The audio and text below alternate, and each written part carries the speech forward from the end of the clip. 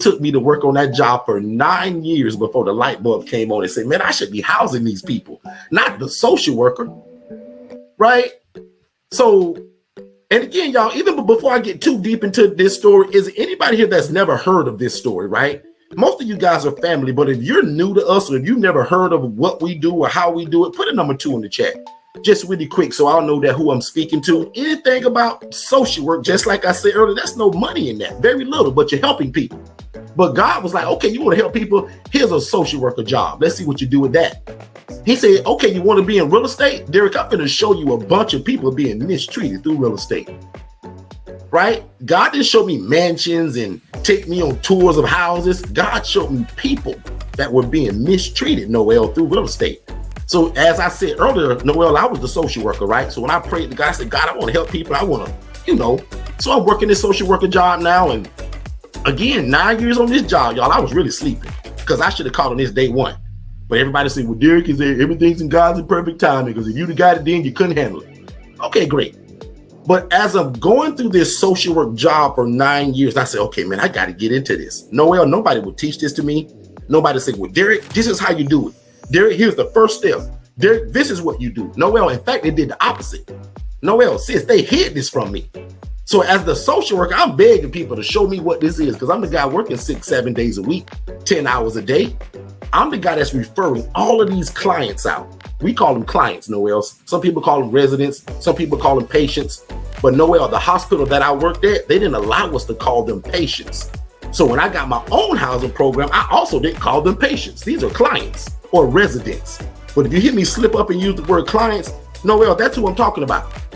So again, I'm referring these people out every day, and God put it on my heart. Derek, this should be you.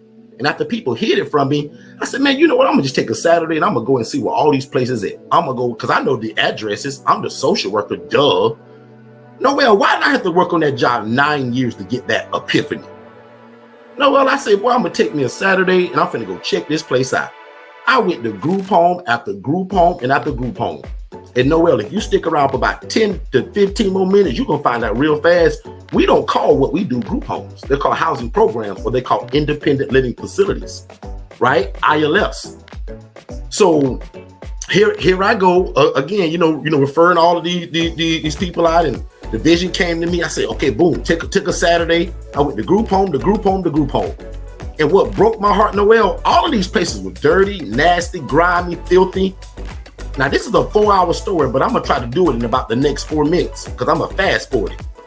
When I got to the third house, I said, man, all of these houses can't be dirty and nasty and smell like poverty. Let me go to one more. And Noel, this is the one that broke my heart. I walked into that place and I said, Lord, have mercy. Look at all the people in here. This is a 3-bed, 2-bath home, 15 people in the house, roaches running all over the place, mice running in and out of the cabinets. I'm like, Lord, have mercy. And I started to do the math on my fingers of what this lady was making because I kind of didn't know, but I kind of did. And to fast forward the story a little bit more, the lady that I admired for so long, Noel, and who I watched to do this, I admired this lady so much before I found out how she was housing these people. She's also one of the people that I begged to teach this to me. And for some reason, Noel, she would never teach it. She would never show it. But one day she took her phone out and was like, Derek, look at what I make a month doing this. To this day, Noel, I still don't know why she did that other than God making her show me the vision. Because remember, I'm making $28,000 a year. Keep that in your left hand. As I keep telling the story, keep in your left hand that I make 28 grand a year. As I'm talking to this lady and she's bringing her phone out, she said, Derek, look at what I make doing it. And y'all, I'm not telling you what she kind of just told me. She showed me. She punched her code into her Chase app. Noel, she scrolled month for month for month for month. There was no month that she made less than $41,000 a month, Noel, housing these people in the rats and roaches that I just saw. I said, Lord, have mercy. One of the first thoughts came to my mind, Noel, was, wow, man, she mistreating these people.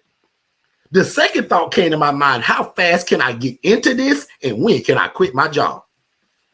Because this lady just showed me she was making $41,000 every 28 to 31 days. And I often ask this question. Somebody put a 7 in the chat. If you made $41,000 a month, would that change your life? I was like, Lord have mercy. That would change my life if I was making money like this. So put a 7 in the chat. If y'all made 41 grand a month, would that change your life?